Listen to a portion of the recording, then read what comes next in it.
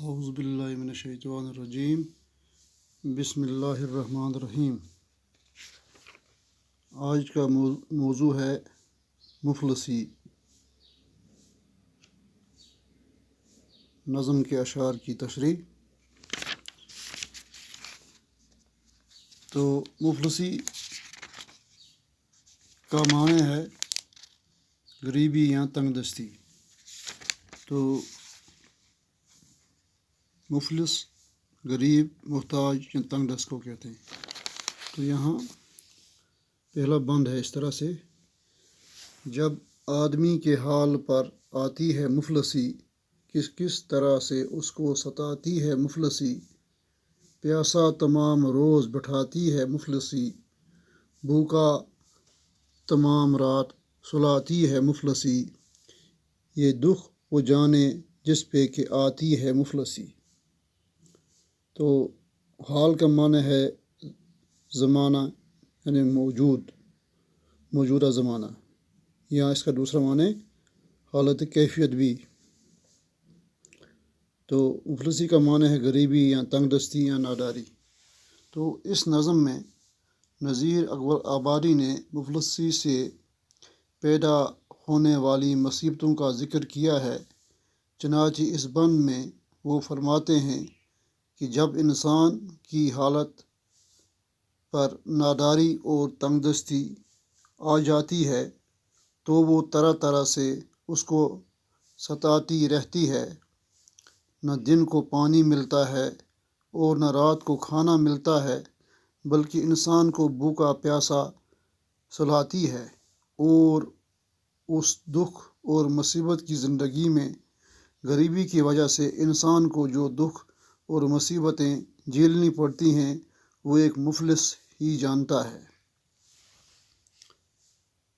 تو بند نمبر 2: مفلس کی کچھ نظر نہیں رہتی ہے آن پر، دیتا ہے اپنی جان وہ ایک ایک نان پر، ہر آن ٹوٹ پر پڑتا ہے روٹی کے کھواں، جس طرح کتے ٹوٹتے ہیں استخوان پر،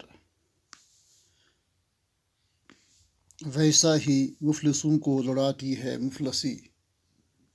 تو آن کا معنی ہے شان و شوکت یا لمحہ یا ساعت، جان کا معنی ہے روح، زندگی، نان کا معنی ہے روٹی یعنی تندور کی روٹی، خوان کا معنی ہے تھال یا دسترخوان، استخوان کا معنی ہے ہڑی، مفلس کا معنی ہے غریب، نادار۔ تو دوسرے بند میں نذیر اکبر آبادی فرماتے ہیں کہ جب انسان پر مفلسی یعنی غریبی آتی ہے تو انسان اس وقت اپنی شان و شوکت اور عزت کی کوئی پرواہ نہیں کرتا، یعنی وہ اپنی خودی کو کھو دیتا ہے، اپنی روزی روٹی کے لیے محنت و مشقت کرتا ہے، اور اس پیٹ کے لیے برے کام بھی سر انجام دیتا ہے، جس سے اس کی عزت مٹی میں مل جاتی ہے۔ وہ ایک روٹی کے لیے جان تک دینے پر آمادہ ہو جاتا ہے۔ جب انسان کو بھوک ستاتی ہے تو وہ بے تاب ہو کر دسترخوان پر اس طرح ٹوٹ پڑتا ہے جس طرح کتے ہڈیوں کو دیکھ کر ان پر ٹوٹ پڑتے ہیں، اور اس کی حالت ایسی بھی ہوتی ہے کہ بھوک ان کو آپس میں لڑاتی ہے۔ تو بند نمبر 3: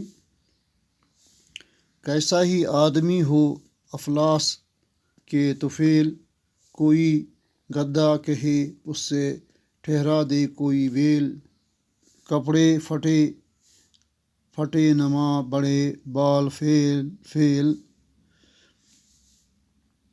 منہ خشک دانت زرد بدن پر جمع میل، سب شکل قیدوں کی بناتی ہے مفلسی۔ تو اس بند نمبر 3 کے الفاظ کے معنی: افلاس کا معنی ہے غریبی یا غربت، طفیل کا معنی ہے ذریعہ یا بدولت، تو بدن کا معنی ہے جسم. تو اس نظم کے تیسرے بند میں نذیر اکبر آبادی فرماتے ہیں کہ آدمی کیسا بھی ہو، اگر اس پر غریبی اور تنگ دستی آتی ہے تو اس کی اپنے ذات کی قدر ختم ہو جاتی ہے. اس سے مفلسی کی وجہ سے اسے گدھا کہتا ہے اور کوئی بھیل کے نام سے پکارتا ہے. اس کے کپڑے پرانے اور پھٹے ہوتے ہیں، اس کے بال سوکھے اور بکھرے ہوئے ہوتے ہیں، اس کا منہ خشک ہوتا ہے اور بدن پر زرد رنگ کا میل جمع ہوتا ہے.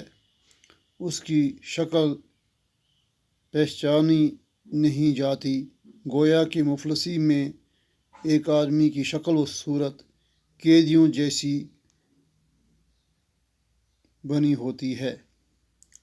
تو غزل نمبر کا آخری اس بند نظم کا آخری بند: دنیا میں لے کے شک سے اے یارو تا فقیر، خالق نہ مفلسی میں کسی کو کرے اسیر.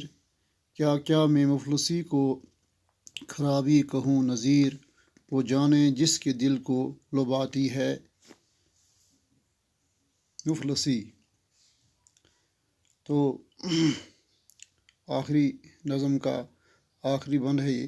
شاہ کا معنی ہے بادشاہ، فقیر کا معنی ہے بھکاری یا منگتا، خالق معنی پیدا کرنے والا خدا، اسیر معنی بندی یا قیدی، اشراف معنی شریف کی جمع یعنی عزت دار لوگ، دل جلانا معنی سخت رنج و غم دینا.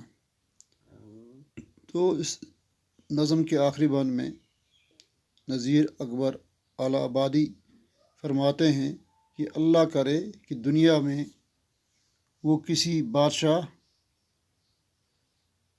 گدھا اور کسی امیر یا فقیر کو مفلسی میں مبتلا نہ کرے، یعنی افلاس کے قید میں قیدی نہ بنائے، کیونکہ یہ مفلسی ایک عزت دار انسان کو ایک لمحے میں تنگ دست اور فقیر بناتی ہے.